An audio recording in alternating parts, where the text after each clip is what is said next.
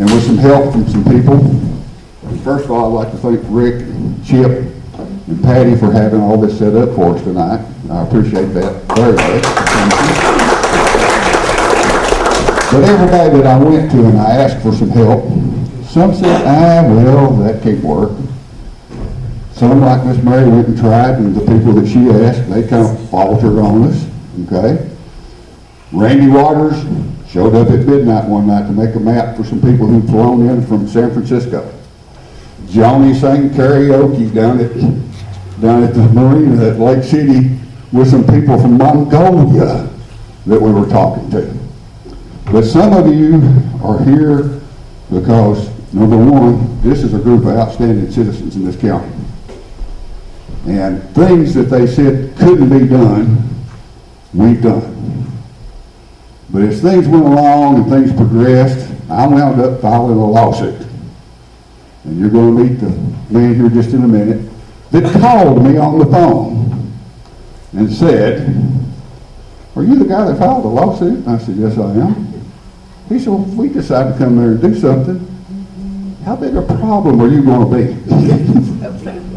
And I said, "I'll do everything in the world that I can to help you, or I'll be the biggest pain in the behind you ever had." Well, he called my hand on it. So here we went, different places, different meetings. Joni always there taking notes. Anthony, Peggy, making sure that my schedule fit and all that kind of stuff. I called on some people to help, like Jimmy, and he was right there to help us as much as he could. Randy was always there to help. We met with Tank, and Tank gave us some information about some things going on here. I had other people who came in and said, "What can I do to help?" And then I looked around, and Hap said, "Bruce, I'll be the last one to let you down." And I thought about that for a minute. I thought, I'm not sure. I've got two funeral directors here in the county who both said they'll assist me, okay? But without going into a lot of the rest of that, and just as a word of thanks to everybody that jumped in and helped us with this, it was something that people said couldn't be done, and it's been done.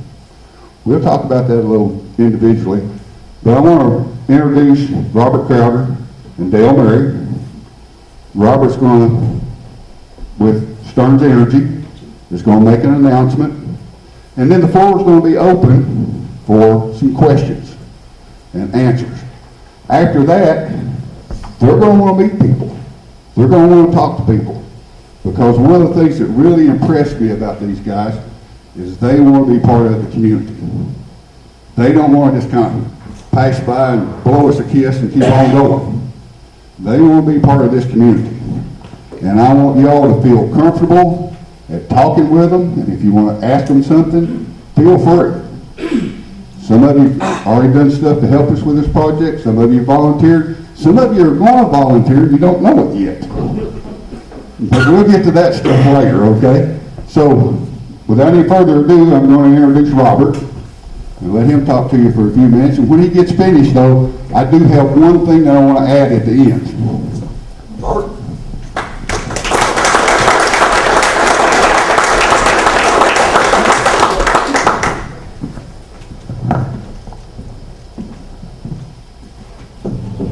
First of all, I want to impress upon you that I'm not running for anything tonight, so I won't be speaking that long.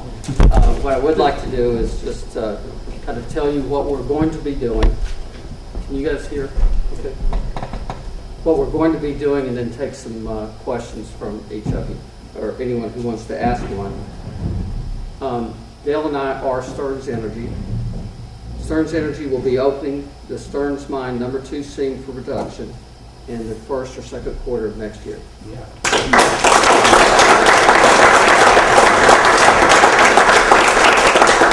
Most importantly, we have an order for the coal. We're up to 100,000 tons per month. Wow.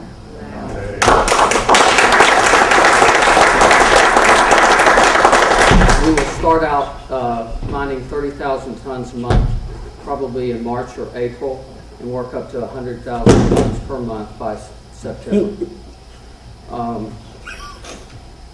This is a large purchase. We expect the mine to be operating 24/7 by next fall. We expect probably between 80 and 100 jobs created as a result of this.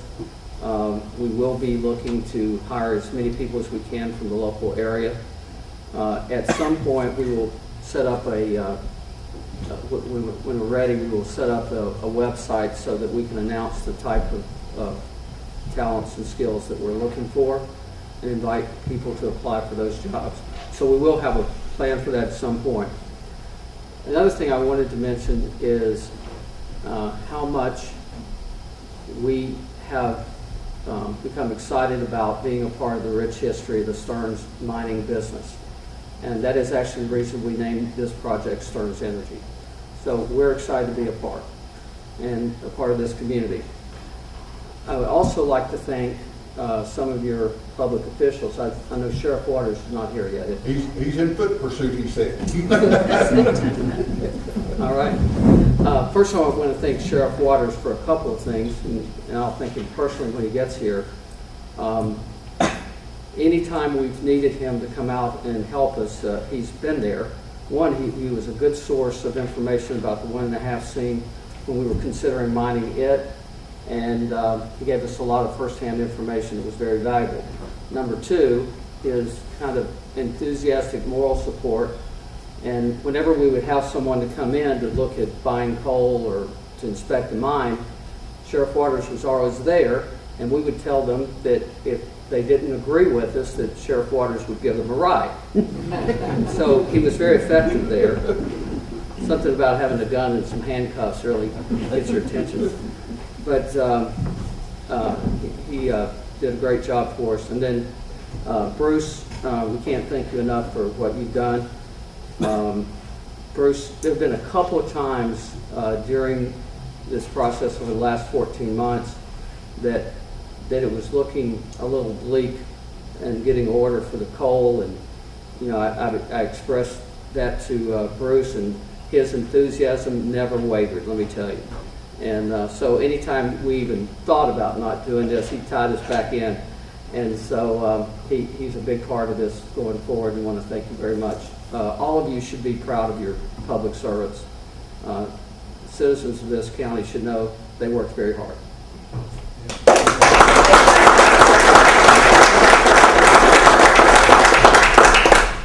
We hope to be a good generator of jobs for you. We will be a good corporate citizen, and we will be here to help you promote the county if you need us.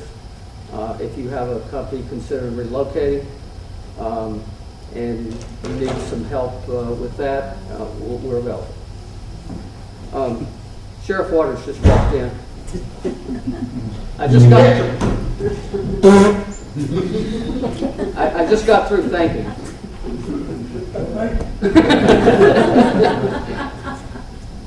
But we are aware of the rich history of this area, and we're excited about being a part of it.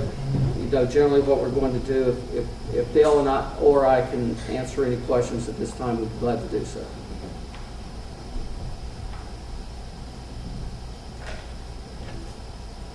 How will you be taking it out? By spur or by truck? It will be by rail or spur, yeah. By the way, I've got Jimmy's here, and I wanted to thank you also. You came out and helped us one day. Appreciate that very much. Yeah, there's a possibility for trucking down the road, but as it is today, it will be by Norfolk Southern. What's the length of your contract? 4 years. Good. Is it in state contract? Probably not. As hard as I tried to get something. We probably don't want to alert our competitors. That's all right. To that I've got a good idea. It's a good question.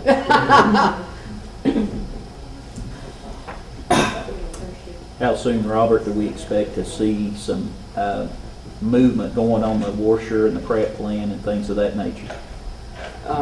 Dale, would you like to address that? We've had 3 companies out there over the past couple of weeks going through assessing on the plant, pumps, sumps, everything else.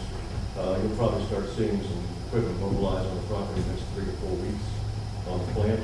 And Amshire and everybody else will probably be out on the property around that same time period as we finalize the stuff with state. I would also like to mention that MSHA has been very helpful so far. We expect a good relationship and expedited processing with them. If a miner already has experience, what other kind of training will he have to qualify? Again, I'll let our mining side of that answer that question. Depending on what he's going after, basically the basic underground qualifications and anything else, and then any other specifics if he's looking for electrician or whatever. But generally, run-of-the-mill qualification. What'd you say the employment expectation was? I know opening the first or second quarter of next year, but when would you start seeking employment? Well, obviously, when we start work on the plant, other than, maybe some outside expertise that will come with the plant, probably right away on some things. And then it'll continue to ramp up over time to probably 100 or more. The governor just put out that that grant for that money, something like, I forget how many millions, as long as it was with community colleges, high schools, job training. So you might look into that, because I know that our high school is looking into that. So you all might be look at that and see if we can't start working, if there's any special training that you need to be doing, that we could start training individuals and use some of that money locally. Okay, thank you. We'll keep that in mind. Mm-hmm. Right. Would you use a website to advertise it? We will in a few weeks, yes. Okay. We'll post positions we're looking for or general skill sets that we're looking for. So, it's exciting to hear what you shared with us. But I'm curious, we hear every day in the news that coal mines are shutting down and the coal is on the decline. What is it about Stearns coal that is attractive or the difference? Anthony, you sound like a reporter, but thanks for lobbing that question out there. I might also mention that Anthony has been out to the site quite a few times and helped a lot. Thank you very much, Anthony. We talk about that a lot. There are a number of reasons. One, our transportation advantage. Most of the eastern and central Kentucky seams, the larger seams, have been mined out. We feel like this mine was just overlooked for a couple of decades or more. And so we have very thick seams, good mining conditions. Randy knows a lot more about it than I do. I'm sorry, Sheriff Waters. But transportation advantage, the quality of the coal, the heat of the coal, mining conditions, those things make it economically practical for us to be able to mine and sell it in this down market. Great, thank you. And as far as the regulation of the grade of coal, it meets, you wouldn't be here obviously if it didn't, but we seem to be beyond that scope of federal regulation. Yeah, coal's been tested by the utilities. We're go. Sorry, gentleman over here. I don't want to, I'm as excited as anybody in the room about this, but my question, I guess, and I hope other people are interested in this, is how much experience do you all have at this? Kind of tell us. Well, fortunately we don't have so much that we're filing for bankruptcy like the other guys. Well, I'm behind you 100%. I'm just curious to know. Dale is, I believe, is still the youngest miner ever licensed in the state of Kentucky. Okay. Since the late 70s would be the easy answer to that question. And Robert Black, we've been involved 5, 6, 7 years. Yes, that's right. In the business end. And plus the people we're bringing in are Some of our mine Boston stuff you're talking about between brothers, 60 years there, plant operations, 30 years. No problem. That's good to know. And take a step further, it is a good thing that we don't have a lot of big mines right now, because those guys are saddled with debt and environmental overhang costs that are just crushing. We're starting out with a clean slate here. We have no environmental outstanding issues, so we're excited about it. Good deal, I am too, I just had that question. You're laughing. You're laughing. Yes. We're all just small business people. How can we help you? What can we do to help you with this process of getting the permits or getting support to you, or what do you need us to do? Well, first of all, that's very kind of you to ask. Right now, as far as the permitting process, we're having no trouble at all, and don't expect it. The permits were never expired here. So the mining permits are in place, and all we have to do is an amendment to go from the 1.5 to the 2C. So it's a very simple process. Bruce, you would know better you would be better to answer that question than I would. Actually, breakfast in the morning would be really good. Here's what I want everybody in the room to understand, is that we have some small businesses here. We have some people who have been here forever, and everybody in this room is interested in this process working. And that's the reason that you all were invited tonight. We're not asking right now for you to do anything, okay? But we're not bashful. We'll feel free to come and ask. You feel free. And you all feel free to offer any suggestions that you have. That's what we're looking for. We want input from the community. We want to be part of the community. And I keep saying we, these guys. And I've worked on this with Robert in particular so long, I feel like it's we. But I'm really impressed with the way they thought through some of these things, and some of the things you were asking about, Kuta, that they already went through and did. The IMSH has already been out and looked at some things, and they're like, yay, okay? And the people that Dale had out in the last week or so who really know what they're talking about when it comes to prep plants. So it's to really get to your answer, your question that you asked before, they know what they're doing. Okay, I'm good with it. They know what they're doing. And we just really want community excitement. And a lot of the people in this room know how to generate that. They know how to generate the excitement and the camaraderie and just the togetherness, and just to prove that McCreary County is stronger than most people think, and that, you know, we can move forward, and this is a great thing. So we appreciate you, Robert, and we appreciate all that you guys have done, and we want to thank you for your efforts of being here. Well, thank you. I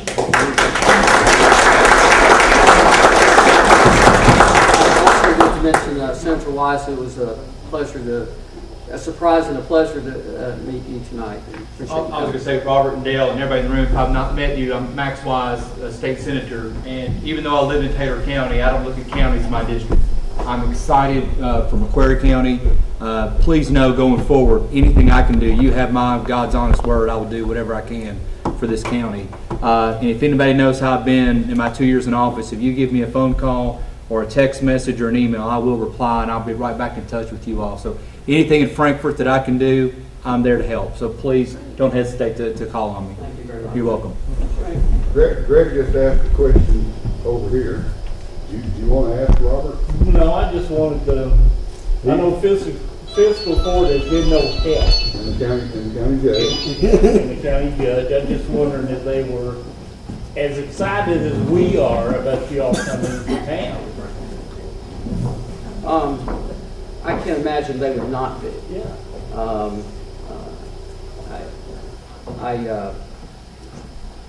We have received all the help that we've needed from this county. It's been a very good relationship, and I expect it to continue that way. Thank you. It's been extremely diplomatic. Yes, sir. If you have any more questions, I'll be glad to take them. Otherwise, Dale and I will be around for a while and glad to talk with any of you and excited to meet each of you. Thank you very much.